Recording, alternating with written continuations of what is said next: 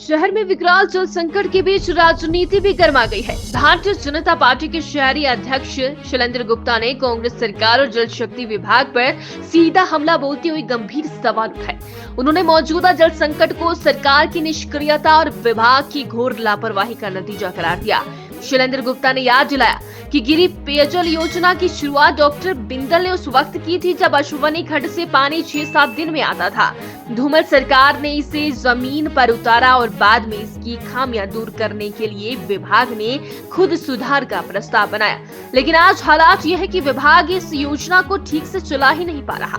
शैलेंद्र गुप्ता ने तंज कसते हुए कहा कि 9 अशिक्षित लोग योजना चला रहे हैं, जिससे पूरा शहर मुसीबत में फंसा है। गुप्ता ने परलोकेशन वेल को लेकर भी कई बड़े सवाल उठाए। उन्होंने कहा कि 3 कुएं बनाए गए, लेकिन फोटो सिर्फ एक की दिखाई जाती है, बाकी 2 का क्या हुआ किसी को नहीं पता।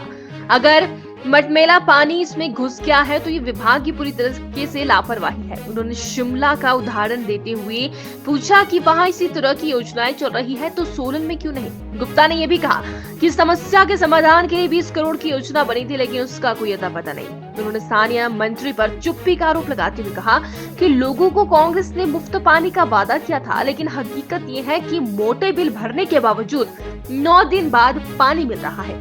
मंत्री जी भी इस पर मौन साधे बैठे हैं। जब ये गिरी पेयजल योजना की प्रपोजल थी, वो डॉक्टर बिंदल ने जब अश्विनी खड्ड का पानी 6-7 दिन के बाद आता था, उस टाइम के तत्कालीन विधायक और मंत्री, तो उन्होंने प्रपोजल पेयजल योजना की बनाई थी और धूमल सरकार ने इस पेयजल योजना को चलाया था। उसके बाद जब उसमें कुछ कमियां आई तो उसकी ऑगमेंटेशन के लिए जो प्रपोजल है वो भी जल शक्ति विभाग ने दी, उसकी ड्राइंग भी उन्होंने बनाई, एग्जीक्यूशन भी उन्होंने की।